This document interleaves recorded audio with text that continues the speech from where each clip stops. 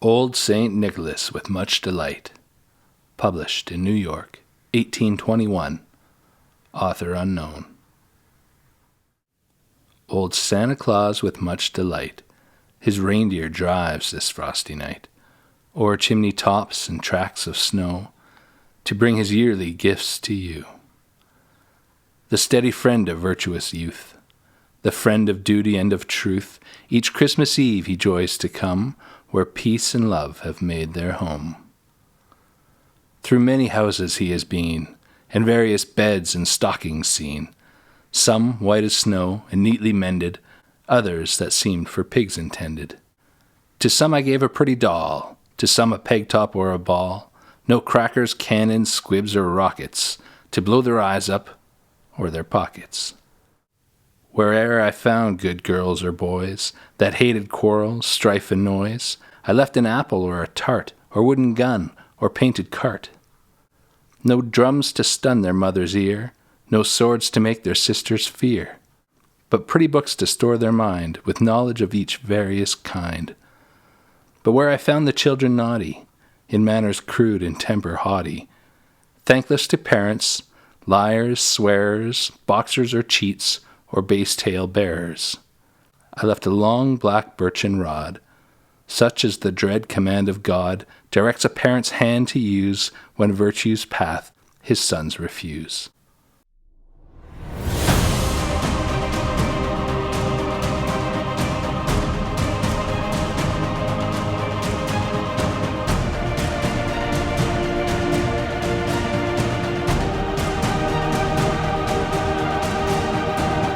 Hello, I'm Tom Hackett, and this is my podcast about the ancient art of storytelling. Here we discuss the origins and evolution of stories through ancient mythology, legends, and oral traditions. Because every story has a story.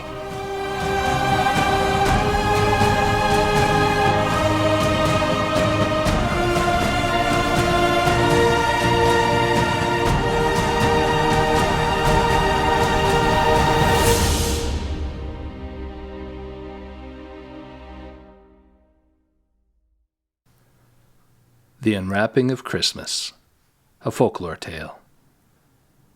I always find it a little strange that we tell children so many lies from such a young age. Santa Claus, the Tooth Fairy, and the Easter Bunny. What does creating these myths do to our young psyches? Does it develop our imaginations, or does it cause fear and anxiety? Does this cause Santaphobia, the fear of Santa? Will that develop into a full-blown case of Christogeneticophobia, otherwise known as a fear of Christmas itself? How does this develop? Where did this all start from? Let's listen to a verse from the poem, Old Santa Claus with Much Delight, as published in 1821. Through many houses he has been, and various beds and stockings seen. I mean, this is kind of creepy.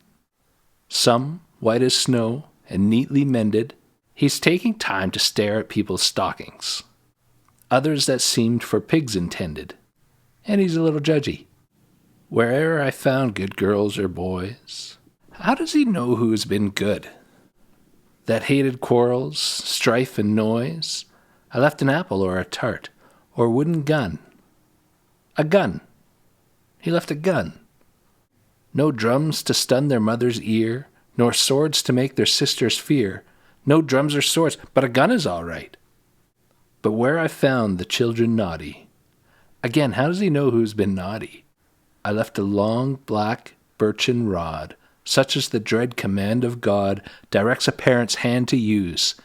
This sounds awful. This doesn't sound like a holiday at all. I've always been curious about how Santa Claus has the ability to know who has been naughty or nice. Let's start with the song Santa Claus is Coming to Town. It was originally written in 1934 by John Frederick Coots and Haven Gillespie. It's been covered over 200 times by artists such as Frank Sinatra, Bruce Springsteen, The Supremes, the Jackson 5, Mariah Carey, and Michael Bublé. The original version is sung by Eddie Cantor in 1934, contain lyrics encouraging people to be charitable and help the less fortunate. Interesting that those verses have been removed in most modern covers. The song contains the lyrics, "You better watch out. You better not cry. Better not pout, I'm telling you why. Santa Claus is coming to town." He sounds like a villain from a horror movie. This is jolly old Saint Nick? He's making a list and checking it twice. Gonna find out who's naughty and nice. How does he know who's been naughty or nice? Who is he to judge naughty from nice? What is the standard being used to judge such things? He sees you when you're sleeping, and he knows when you're awake. He knows if you've been bad or good, so be good for goodness sake. He knows when we're sleeping? He knows when we're awake? Is he spying on us all this time? Feeling watched is known as scopophobia, and the fear of being judged causes many social anxiety disorders. It's already a little strange that we convince children there's a stranger that breaks into our homes once a year while we're sleeping, and we willingly allow it to happen. He then leaves presents for children that have been good and leaves coal for children who have been bad. I mean, who are the poor elves that have to mine the coal for all the bad children? With almost 8 billion of us, the odds are that there's a fair bit of coal being given out around the world. This isn't very carbon friendly, let alone the toll it must take on the little elves' lungs. Who is this person that's able to judge us for being good or bad? What are the parameters for good? I feel like this is a wide margin. Why does he break into our houses while we're sleeping?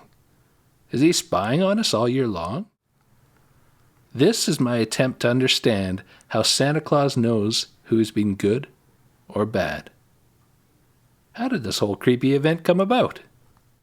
We can usually work our way back from a solution to find the original question. I decided to start at the most recent era of Christmas lore. Elf on a Shelf. I see you staring at me all judgy. And we willingly let these judgy little elves into our homes? Elf on a Shelf began in 2005 when Carol Abersold and her twin daughters wrote the book Elf on a Shelf, A Christmas Tradition. They started touring the country and sold the book out of the back of their car. Is it the elf on the shelf? Is this the mysterious way the big fella is able to tell who's been naughty or nice?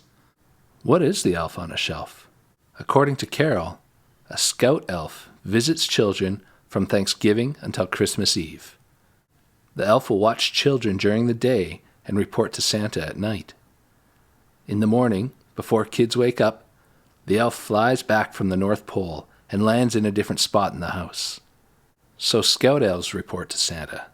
Problem solved. According to Carol, there are a few facts about elves. 1. They are not mischievous. 2. They cannot speak to humans and only speak in the North Pole. 3. Families adopt the elf and must give it a name. 4. They are magical beings from the North Pole. And 5. They cannot be touched by humans or they will lose their magic. How does Carol know so much about scout elves? Well, she wrote the book, literally.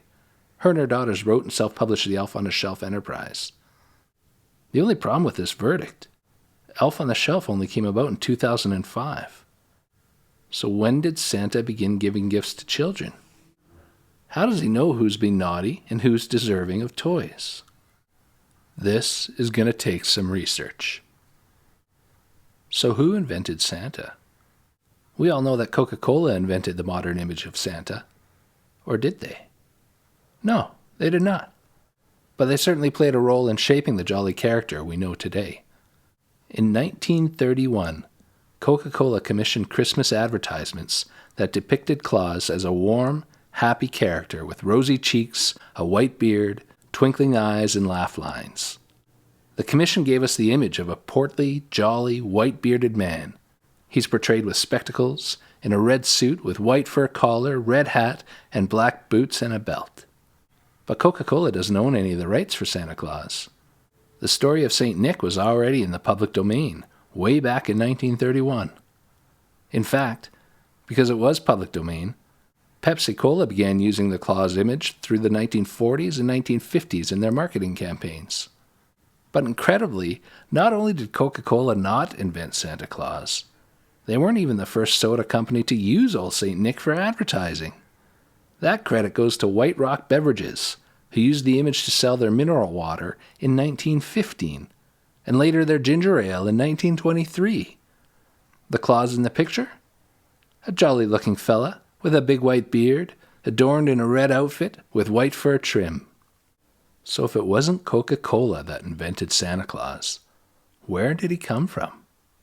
Well, this is a story that we're going to investigate through the ancient art of storytelling.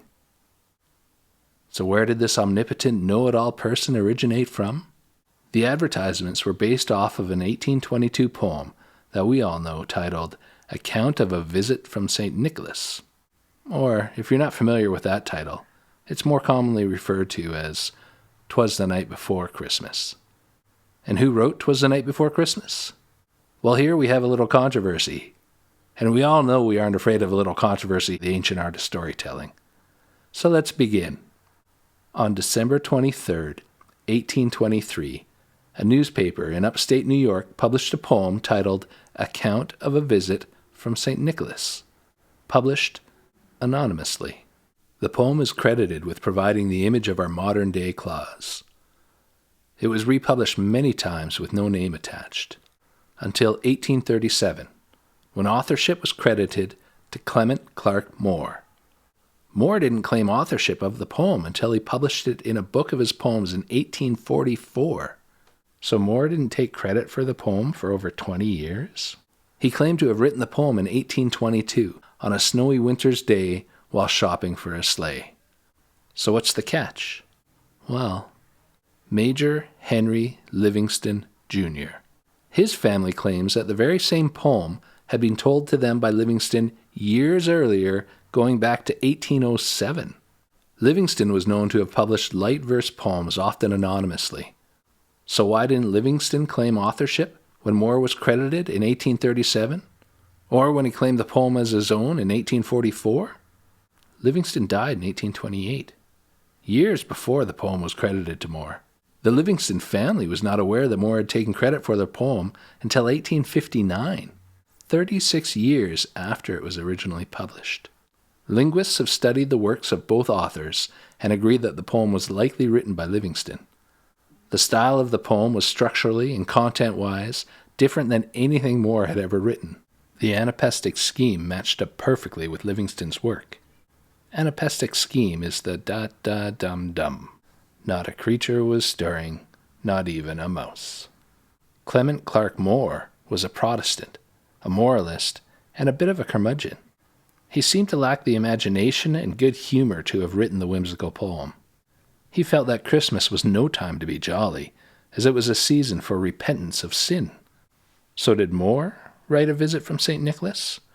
Or would he have preferred The Grinch Who Stole Christmas?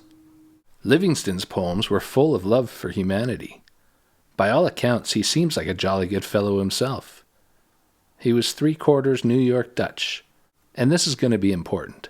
4 of Livingston's children and a neighbor girl said they remember being told the poem as early as 1807. Their father had been telling them the poem for 15 years before it was published. The family even said there was a handwritten copy of the original poem in their family home that had revisions and scratched out entries. Unfortunately for the family, and this is no joke, the poem disappeared. The house burnt up in smoke. So the poem was published anonymously. Livingston's children said their father had written it, and Moore didn't take credit for the poem for over 20 years. So who wrote A Visit from St. Nicholas? This is tougher than I thought. Will the poem give us more insight into Santa? Let's see. There's a clue in Santa's reindeer. The Dutch had a saying that they would utter when they were startled or angry. Dunder and bliksem, which translates to thunder and lightning. For those of you at home, dunder is spelt with a U, and bliksem ends with XEM. Moore spoke German. His version of the poem in 1844 lists the reindeer as Donder with an O and Blitzen with a TZEN, which is the German spelling. Livingston spoke Dutch. The original anonymous version of the poem, published in the Troy Sentinel in upstate New York, reads, "Now Dasher, now Dancer, now Prancer and Vixen, on Comet, on Cupid, on Dunder and Blixen." So who wrote A Visit from St. Nicholas? We might not ever know. A Visit from St. Nicholas. Author unknown. 'Twas the night before Christmas, when all through the house not a creature was stirring, not even a mouse. The stockings were hung by the chimney with care, in hopes that St. Nicholas soon would be there. The children were nestled all snug in their beds, while visions of sugar plums danced in their heads.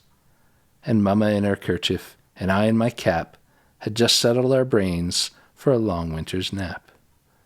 When out on the lawn there arose such a clatter, I sprang from my bed to see what was the matter.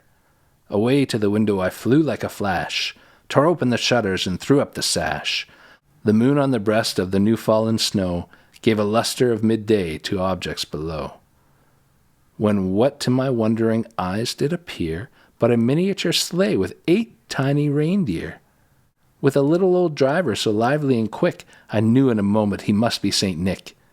More rapid than eagles his coursers they came, and he whispered and shouted, and called them by name. Now Dasher, now Dancer, now Prancer and Vixen, on Comet, on Cupid, on Dunder and Blixen.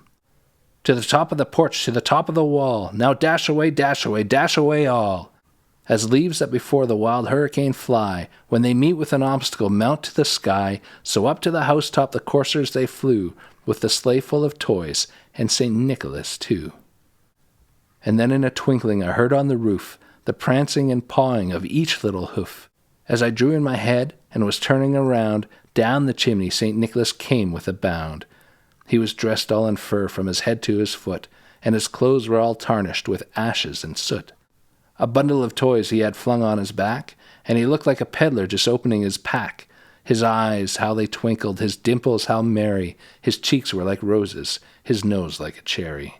His droll little mouth was drawn up like a bow, and his beard on his chin was as white as the snow. The stump of a pipe he held tight in his teeth, and the smoke it encircled his head like a wreath. He had a broad face and a little round belly that shook when he laughed like a bowl full of jelly. He was chubby and plump, a right jolly old elf, and I laughed when I saw him in spite of myself. A wink of his eye and a twist of his head soon gave me to know I had nothing to dread. He spoke not a word, but went straight to his work, and filled all the stockings, then turned with a jerk, and laying his finger aside of his nose, and giving a nod, up the chimney he rose. He sprang to his sleigh, to his team gave a whistle, and away they all flew like the dawn of a thistle. But I heard him exclaim, ere he drove out of sight, "Happy Christmas to all, and to all a good night." It seems that the poem has left out a good friend of ours. Did you catch it?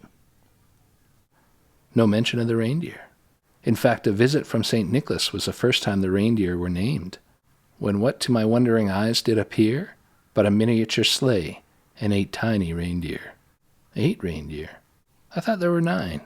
Santa's reindeer were a new twist.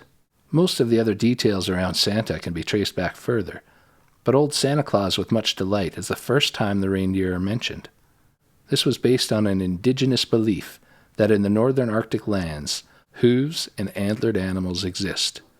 They were feared and honored by the people. They claimed they were able to fly. Interesting that something is missing. Did you catch it? I'll go through it again.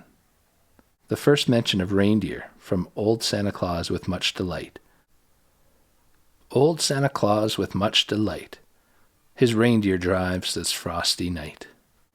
Now from 'Twas the night before Christmas, but a miniature sleigh and 8 tiny reindeer, with a little old driver so lively and quick, I knew in a moment he must be St. Nick. More rapid than eagles his coursers they came, and he whistled and shouted and called them by name. Now Dasher, now Dancer, now Prancer and Vixen, on Comet, on Cupid, on Dunder and Blixen. No mention of Rudolph. You know the one, the red-nosed reindeer, had a very shiny nose. Where did he come from? I'm assuming Rudolph is a he. The name sounds masculine, doesn't it? Interestingly, most depictions of Santa's reindeer crew have all the reindeer sporting their antlers. But during the winter months, only female reindeers have antlers. This would mean Santa's crew is all women. Dancer, Prancer, Vixen, Cupid, all women. Men lose their horns and go into almost a hibernating state to preserve energy. Women, because of pregnancy, store up energy for the winter. But back to Rudolph. So where and when did he come in? Well, let me tell you, because this story is fascinating in itself. But sit back, because there's a lot to untangle here. During the Great Depression, the department store Montgomery Ward would buy coloring books and hand them out to children at Christmas. The store wanted to create its own booklet, as it would be cheaper than purchasing pre-printed storybooks on the market. They also wanted a brand new character for its promotions. Creating the story fell to Robert May, who worked in the ad department of the store. May came up with the idea for a reindeer with a large, shiny red nose. The other black-nosed reindeer would tease poor Rudolph about his red nose. An interesting fact here is that 25% of Arctic reindeer have red noses. It's an evolutionary trait. Because of the freezing temperatures, Arctic reindeer have a dense network of red blood vessels in their nose that keeps the blood flowing. As a result, some reindeer have a reddish-colored nose. You could even say it glows. The blood vessels help while nuzzling under the snow searching for moss. It's also essential for pulling a sleigh in extreme climates. When flying, the red nose helps to regulate the temperature of its brain. This gives reindeer a unique advantage against other animals when it comes to helping Santa complete his deliverables. Another interesting fact about these Arctic reindeer, they're able to distinguish ultraviolet lights that most other animals and humans cannot see, particularly red and green ultraviolets. This helps them see patches of deer lichen in the snow. Why is it called deer lichen, you ask? Because the deer really lichen it. It's estimated that 3,000 tons of carrots are left out for reindeer on Christmas Eve. A typical reindeer would likely require 200 tons of carrots to make the flight around the world. That is over 40 million carrots per reindeer. The only problem? Reindeer don't eat carrots. Their teeth are unable to grind them up. Poor Santa must be stuffing himself with carrots every year, while the reindeer are gorging on cookies. I'm sure they aren't complaining. If you really want to feed a reindeer, the better option would be mushrooms. Arctic reindeer are known to go crazy for the fly agaric mushroom. The scientific name is the Amanita muscaria. This mushroom has been made famous from the Mario Brothers video game, Alice in Wonderland, and many fairy tales and myths. This magic mushroom has psychoactive compounds that create hallucinogens. Reindeer go crazy for these mushrooms.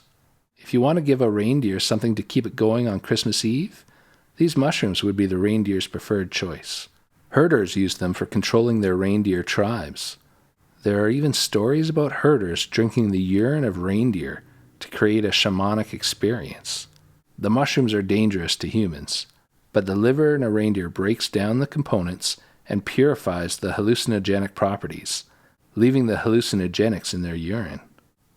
I don't know how the first herder who drank reindeer urine knew this. But back to our story about Rudolph. On a trip to the zoo, May's daughter fell in love with the deer. The idea for Rudolph was born. Based on the ugly duckling, as May himself was a small and shy boy who understood what it felt like to be an underdog. At the time that May was writing the story, he was suffering a great loss. His wife was dying of cancer. They were broke from paying all the medical bills. In July of that year, his wife passed away. He buried himself in writing the Book of Rudolph. In 1939, Montgomery Ward printed off 2.4 million copies of the book and handed them out for free. Since the project was considered a work for hire, Robert May didn't receive a penny for his creation. The department store owned the copyright. When the story was printed and 2.5 million copies were given out, he was paid his normal salary, and that was all. Due to a paper shortage during the war, The book stopped printing until 1946. It was released again that year, and it was an even bigger hit, with 6 million copies given away. The department store placed a large Rudolph image on its roof and lit up the nose so people could see the location of the store in wintertime. In 1947, May's sister married a man named Johnny Marks. If that name is not familiar, he's a songwriter who wrote Rudolph the Red-Nosed Reindeer. The song was offered to Gene Autry, who didn't want anything to do with it, until his wife talked him into recording it. The song topped the charts in 1949. It went on to become the second highest-selling Christmas song of all time. Robert May didn't have any rights to the song, as Johnny Marks took sole authorship credit. This must have made for awkward Christmas family dinners. I sure hope Marks picked up the bill. A small publishing house asked May if they could print the story in a hardcover book.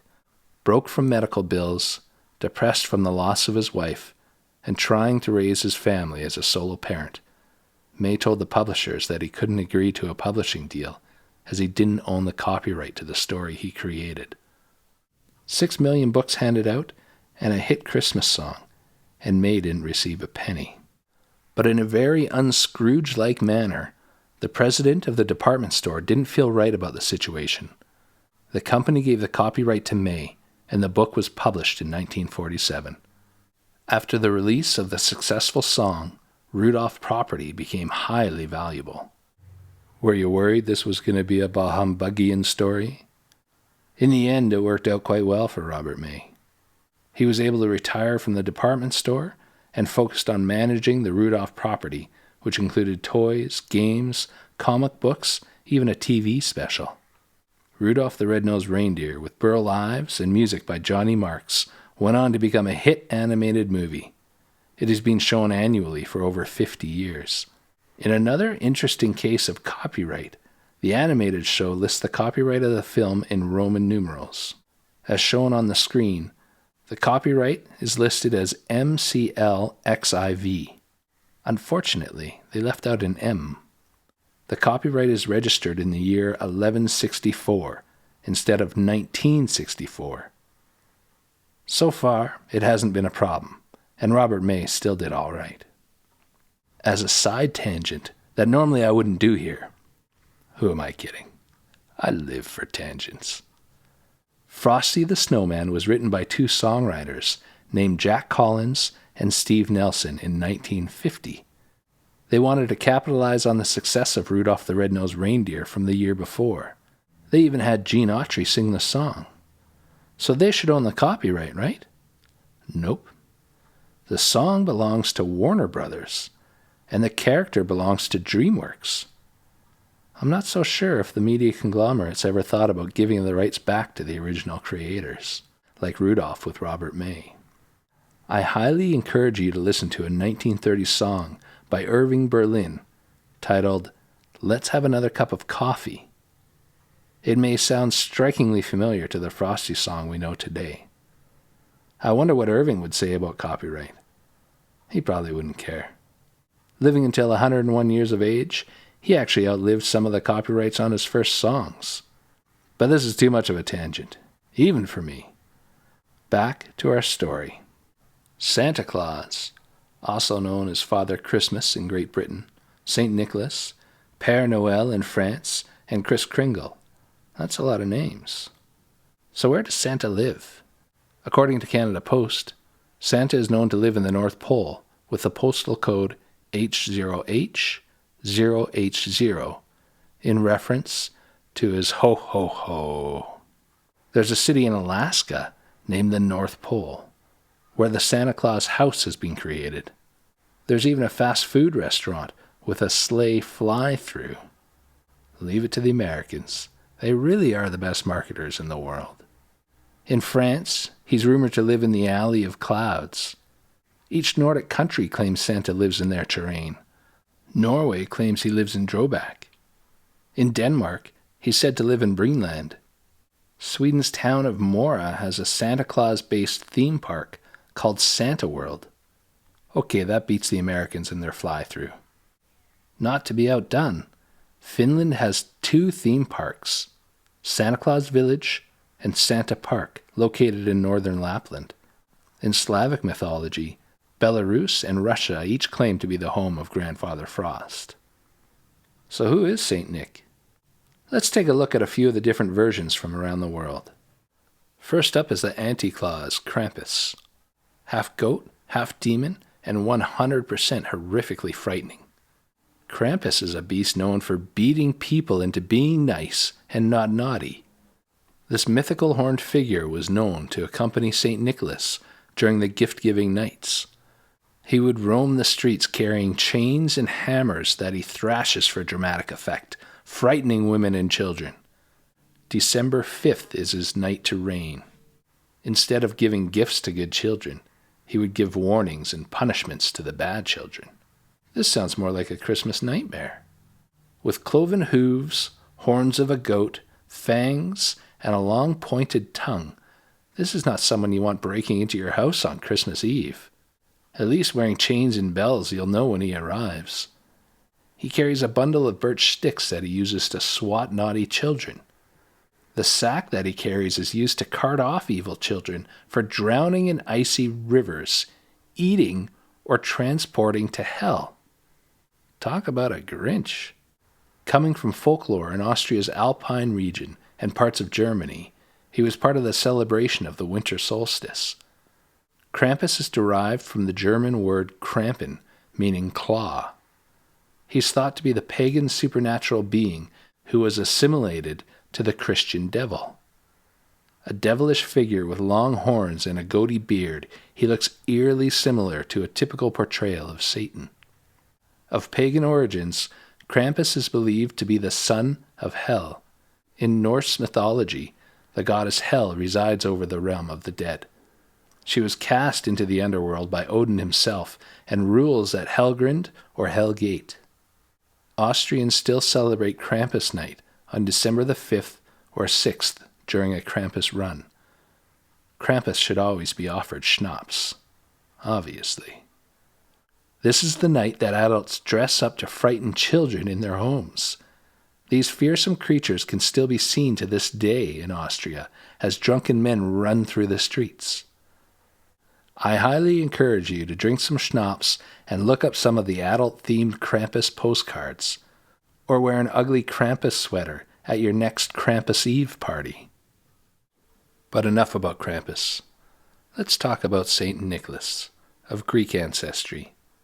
Born in the Mediterranean during the Roman Empire sometime in the 3rd century, around 280 of the Common Era. It's said that St. Nick gave away all of his inherited wealth to help the poor and the sick. St. Nicholas Day, or the Feast of St. Nicholas, was celebrated on December 5th or 6th in Western cultures. He became the Bishop of Myra, a small Roman town in what is now Turkey. He did not have a stomach that shook like a bowl full of jelly, and he didn't look jolly. In fact, he was wiry, thin, and fiery. He even did some jail time as a persecuted Christian. He was known as a champion of children and sailors. He gave to others and the less fortunate, and was legendary for his kindness and generosity. Stories about St. Nick include a poor father who was being forced to sell his daughters into prostitution, until a young Bishop Nicholas secretly provided the family with 3 bags of gold. He tossed the bags of gold down the chimney where the sisters had hung their stockings to dry by the fireplace. A bag of gold landed in each of the sisters' stockings. The father used the gold as dowries to save his daughters. The second story involves a sinister innkeeper who had just murdered 3 boys. The innkeeper pickled their dismembered bodies in barrels in the basement of the inn. St. Nick entered the inn and sensed the crime and resurrected the victims. After this good deed, he became the patron saint of children. The saint took on some characteristics of the Roman Saturn and the Norse Odin. With the Protestant Reformation in the 1500s, the gift-giving date was moved to the 25th, and baby Jesus delivered the presents. Of course, a baby carrying a sack of toys seemed a little far-fetched, so they created some sidekicks to help baby Jesus. Rough Nicholas Ashy Nicholas and Furry Nicholas became the muscle for baby Jesus. So is St. Nick the origin story for Santa Claus? Is this the end of our tale? Not by a long shot. As with most common folklore, this story dates back even further than Old Nicky. In the Netherlands, he was known as Sinterklaas and replaced the date of the pagan Saturnalia. Saturn was the Roman god of agriculture and time. According to the Julian calendar used by the Romans, the winter solstice fell on December 25th. Work came to a halt during Saturnalia. Schools were closed and businesses shut. People decorated their homes in wreaths and berries. The Druids believed holy trees were sacred as they remained green throughout the winter. When most other trees lost their leaves, holy trees were responsible for keeping the earth beautiful. With their shiny green leaves and bright red berries, even the poor could decorate their homes and brighten up their lives. The greenery would be tied up in a circle to represent the cycle of the seasons and the celebration of the new season approaching.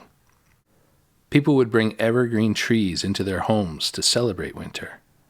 The trimmings would be used as decorations.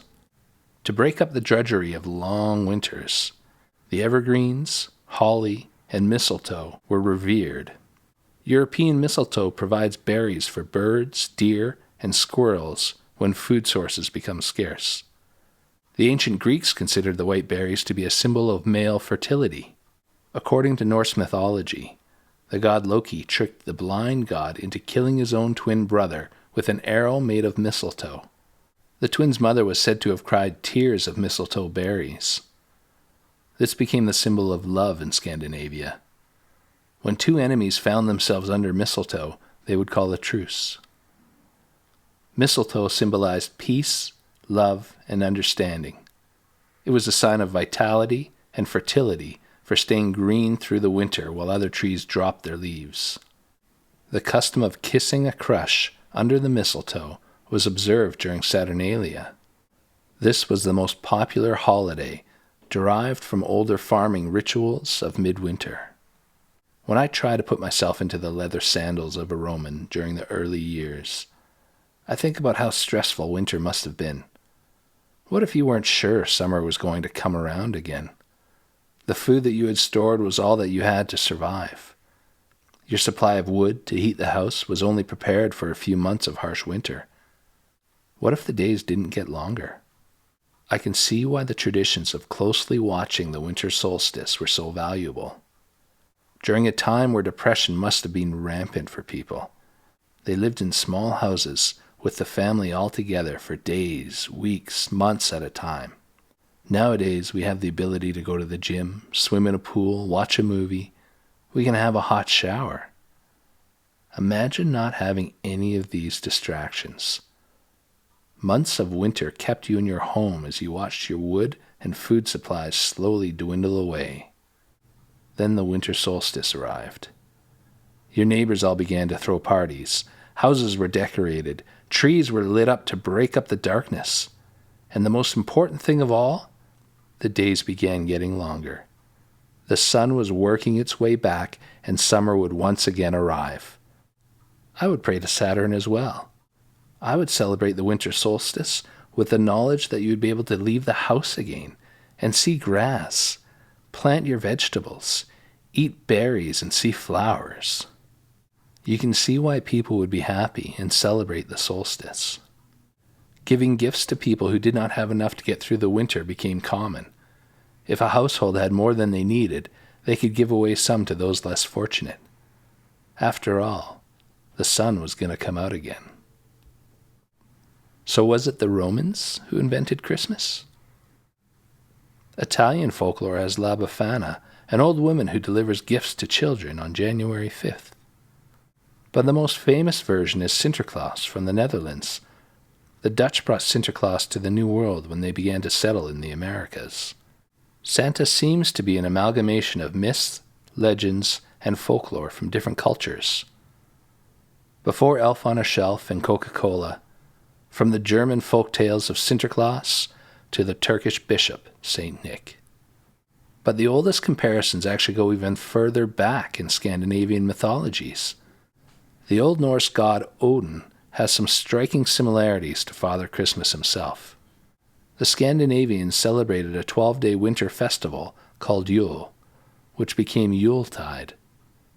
Some of the festivities celebrated in Yule include hanging wreaths made of evergreen boughs, singing carols, decorating pine trees, burning a Yule log, and hanging sprigs of mistletoe in doorways. These traditions were adopted by Christianity to make the transition to Christmas more palatable for the pagans. Before Clarence Clement Moore's 1823 poem, "'Twas the Night Before Christmas," Old Santa Claus was described as a tall, gaunt old man with a long white beard, wearing a fur coat and wide-brimmed hat. This is a striking resemblance to Odin in one of his favorite disguises.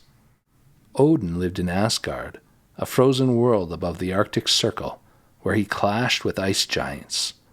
There he had a group of elves called Odin's Men, who helped him make gifts. Before reindeer pulled the sleigh, Odin sat upon an 8-legged horse named Sleipnir. Donner and Blitzen are the Germanic words for thunder and lightning.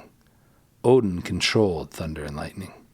Odin also went by many names, including Jalfor, which translates to Yule Father or Father Christmas.